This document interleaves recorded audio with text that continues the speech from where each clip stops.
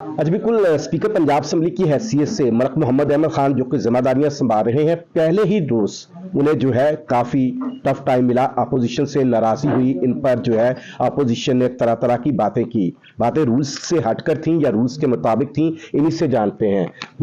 मलक साहब, अपोजिशन का कहना है कि आपने आमराना रवैया उस रोज इख्तियार किया।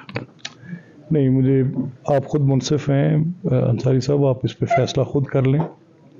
देखिए, जिस दिन स्पीकर का इलेक्शन था उस दिन भी हमने उनको आर्टिकल, ये मेरा काम नहीं था कि मैं उनको आइन पढ़ के सिखाऊं, मैंने उनको आर्टिकल 108 पढ़ के बताया जिसमें वाज़े तौर पे लिखा है to the exclusion of any other business, meaning कि उस दिन ना कोई पॉइंट ऑफ ऑर्डर हो सकता है, मीनिंग कि उस दिन ना कोई और बात तकरीर हो सकती है, कोई चीज़ नहीं होगी उस दिन, सिर्फ स्पीकर का और डिप्टी स्पीकर का इलेक्शन होगा।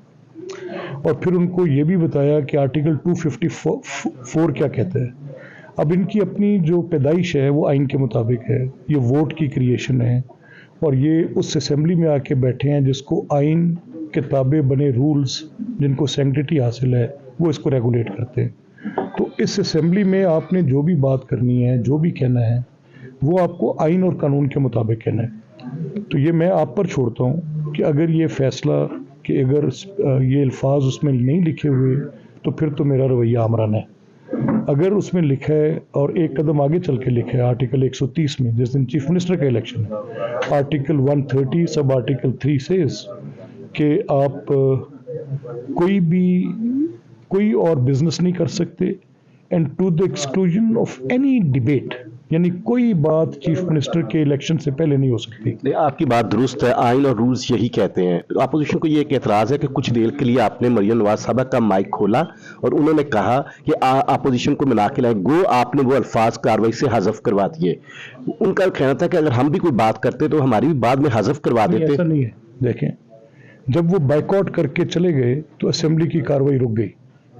अब असेंबली की रुकी कार्रवाई में जब मैं उनसे ये कह रहा था कि आप कुछ मेंबर्स को भेजें, वो उनकी पार्लियामेंट्री पार्टी के लीडर हैं, चीफ मिनिस्टर टू बी हैं, नॉमिनेटेड हैं, तो उन्होंने मेरे कहने पर, स्पीकर के कहने पर, जब कार्रवाई रुक चुकी है तो उठकर ये कहा कि आप कुछ लोगों को भिजवा दें, और वो नाम उन्होंने अपनी पार्टी के मुझे भेजे कि कौन लोग जा सकते हैं, तो मैंने वो नाम लेकर दिए और साथ ये कहा कि इस पर आपको माइक करने की जरूरत नहीं थी, ये आप अल्फाज एक्सपंज कर दें।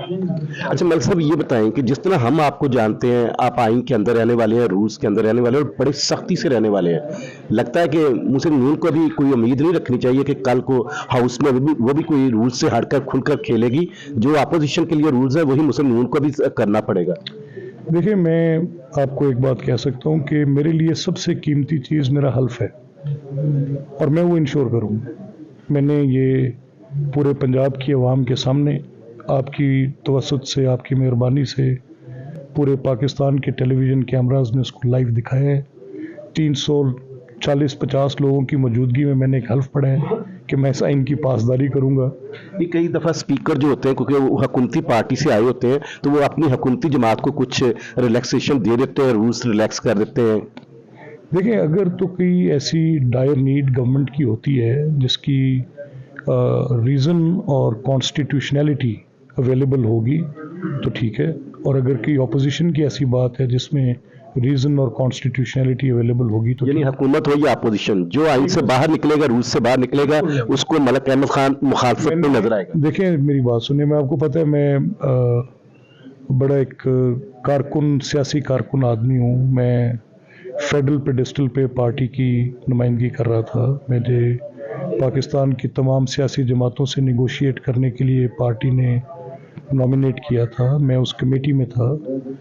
अगर मैंने इसको एक चैलेंज के तौर पे लिया है कि मैं पाकिस्तान में पंजाब की इस असेंबली में डायलॉग को रवाज देना चाहता हूँ, मैं इस असेंबली में आइन की बालादस्ती चाहता हूँ, मैं इस असेंबली को प्रोसीजर के मुताबिक लाना चाहता हूँ। मैं वो जो एक स्याह बाब था, वो जो एक डरावना ख्वाब था, जहाँ पर सीटों की हवस में इस असेंबली के तमाम आइन और उसके तमाम प्रोसीजर्स को पामाल किया जाता रहा, इसका तकद्दुस पामाल होता रहा, जहाँ पर मैंने पुलिस को हॉल के अंदर आते देखा, जहाँ पर मैंने प्राइवेट सिटीजन्स को वर्दियां पहनाकर फ्लोर पर दौड़ते देखा, प्राइवेट शहरियों को वेस्ट कोट्स पहनाकर मेंबर्स के लबादे में आते देखा। मेरे लिए वो एक डरावना ख्वाब है।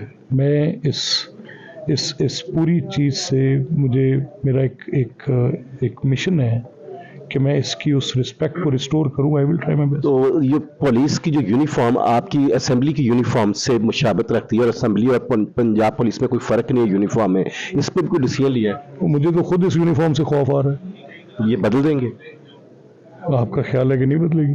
अच्छा ठीक है। अच्छा दूसरा ये बताएं कि मियां असलम के हल्फ का मामला है, तो जब भी हल्फ उठाने के लिए आना चाहते हैं गैर मामूली पुलिस चारों तरफ असेंबली के लग जाती है, और ये हाफिज फरत और शेख इम्तियाज ये दोनों भी 9 मई के वाकयात में मतलूब थे, उनकी हल्फ बर्दारी हो गई, वो कैसे हुई? कोई आपने फैसिलिटेट किया? नहीं देखें, मैं सिर्फ ये कह सकता हूँ कि ये हल्फ बर्दारी सबका हक है, उनको मिलना चाहिए, और किसी मेंबर को अंदर आने से कोई हिंड्रेंस नहीं है। ये हाफिज फरत की कैसे हुई है हल्फ बर्दारी? वो आए और उन्हें हेल्प लिया, बस दैट्स इट। पुलिस ने गिरफ्तार करने की कोशिश नहीं की है? आपने कोई एडवाइस दी थी? नहीं, मैंने जैसे पहले कहा कि जब मुझे ये पता चला कि उनके खिलाफ कोई केसेस हैं और वो असेंबली प्रेमिसेस में हैं, तब मैंने बीच में इंटरफेयर किया और मैंने कहा कि अब यहाँ से कोई ऐसी हरकत नहीं हो सकती, और उसके लिए उनको पहले ओथ लेना है, वो मेंबर हैं, और जब तक सेशन है आप उनके खिलाफ कोई इस प्रेमिसेस पर कुछ एक्ट नहीं कर। शेख इम्तियाज का भी सेम केस था? नहीं, नॉट टू माई नॉलेज। अच्छा एक सवाल पूछना है, मलक मोहम्मद अहमद खान नेशनल लेवल का लीडर बन रहा था, 10-12 साल में आपने मुस्लिम नून में इतना मुकाम बनाया है कि आप नेशनल लेवल के लीडर थे, अब आप पंजाब असेंबली के स्पीकर तक महदूद हो गए हैं। बहुत बावकार होता है, लेकिन आइस नोज हैंडल करने वाला है, एक हेड मास्टर जैसा रोल है, लेकिन आइन में से बड़ा वकार हासिल है। क्या समझते हैं, मलक मोहम्मद अहमद खान की तरक्की हुई है, या वो जहां उसकी ग्रोथ तेजी से बढ़ी थी वहां रुक गया है?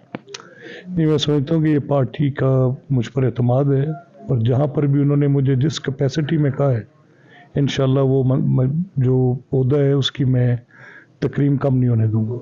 ये बता दें, अपोजिशन को कभी खेलने का मौका देंगे? क्योंकि अपोजिशन जो होती है वो हमेशा अकलियत में होती है, और अकलियत के हकूक ज्यादा होते हैं। मैं तो अपोजिशन असेंबली का हुस्न होती है, तो हम हुस्न गहनाने नहीं देंगे। हुस्न गहनाने। तो आखिरी ये बात ये बता दें कि इस असेंबली में आपका क्या मिशन है, कि क्या कौन सी ऐसी नई रवायत आप कायम करने जा रहे हैं जो पहले नहीं होती थी?